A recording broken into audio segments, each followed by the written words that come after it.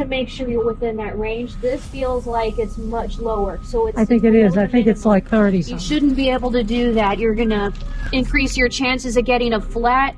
Also, the ride itself is going to feel really, really hard. You're going to be working really hard to ride the trike. Oh, darn it. How should I maintain my trike? You should check the air in the tires. When you're doing your weekly trike checkup, it is important to not rely on the finger test.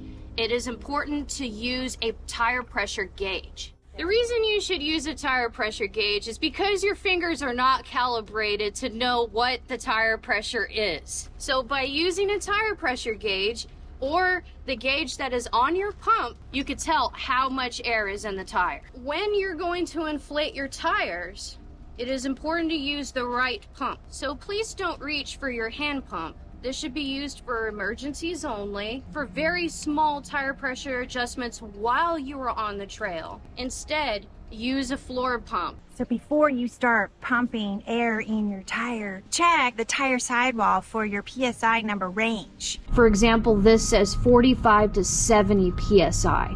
You want to stay within that range. So when you're pumping with your air pump, you correlate the numbers from your PSI range with the air pump. It certainly depends on what kind of terrain you're going to be riding on. If you're riding on a gravel road, you want a lower PSI. If you're riding on a solid surface like a road, then you probably want it higher. It comes down to personal preference. Now let's talk about valve types. On a trike, just like with a regular bike, you're going to have either one of two types of valves. Either you're going to have Schrader valve, which is the short, stubby valve, or you're going to have Presta valve, which is the long, skinny valve. And the way you use them is going to be different. If you have a Schrader valve on your trike, just need to engage the valve with your pump and start putting air in. If you have a Presta valve, it's a little bit more complicated. So first I'm going to remove the dust cap. All valve caps do is keep the dust out of the valve. Before you can put air into the tire, first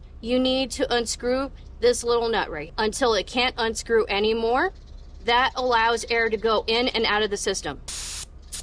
Once you put air into the tire, then what you're going to do is just screw that back in until you can't screw it in anymore. Then you take your handy dandy dust cap and you screw that on. The reason it is really important to make sure that your tires are set at the proper pressure, because it could prevent tire wear and also help prevent flats, and it'll make the trike ride a lot more pleasant. With tires that are under pressure, then it could cause what we in the industry call a pinch flat. So that is when the tube inside the tire catches in between the rim and the tire bead. If you consistently ride under tire pressure, another thing it'll do is it will cause wear to your tubes as well, not just your tires, but your tubes. So here's an example of a tube that I took out of somebody's tire during a flat repair. You could see that there are lines here, and that shows me that this person has been consistently riding under low pressure. Us mechanics, we're kind of like your dentists. We could tell if you ride under low pressure. We could tell if you don't lube your chain frequently or if you lube it too much. Chain maintenance. Now this subject is a little bit more complicated because you may or may not have to do this to your chain every week. It varies depending on what sort of conditions you're riding in and how often you're riding your trike. The first thing you're going to want to do is you're going to want to check your chain to see if it needs to be cleaned and or lubricated. One sign that your chain needs lubrication, if you start hearing a high-pitched squeaky sound while you're riding, that is the sound of a very dry chain hitting your sprockets. When you look at your chain, you're gonna look for either two things. One, does it look dry? Or two, does it look mucky and wet? You're gonna wanna touch it and feel it to see if it feels dry. If you go to touch it and no grease or anything ends up on your fingertips, then it means that it's too dry. But if you go to touch it and your hand is a big sloppy mess, then there's a good chance that your chain was either, lubricated a little too much the last time or just accumulated a lot of gunk and it needs to be wiped off.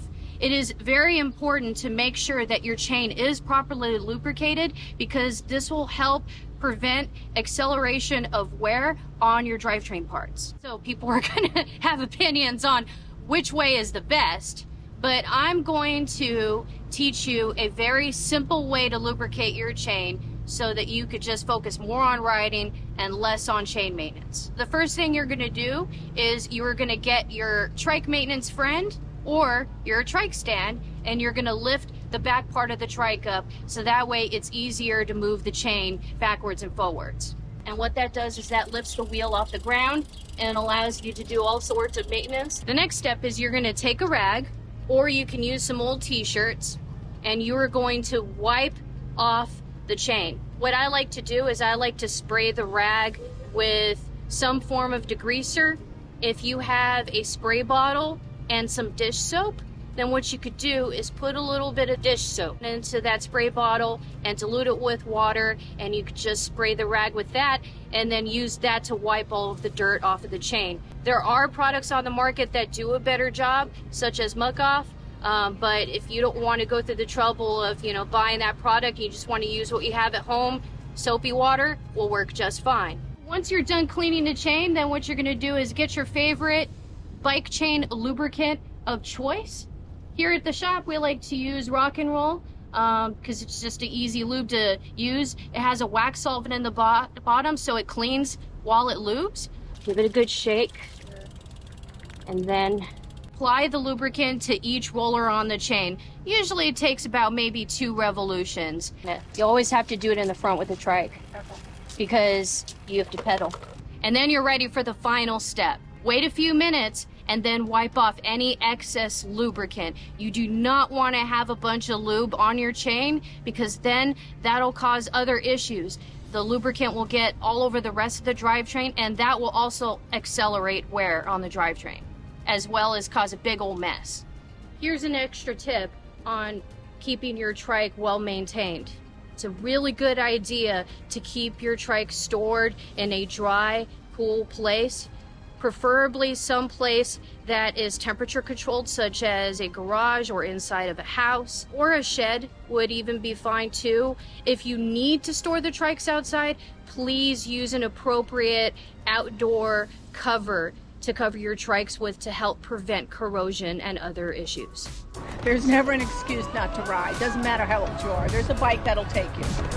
Awesome!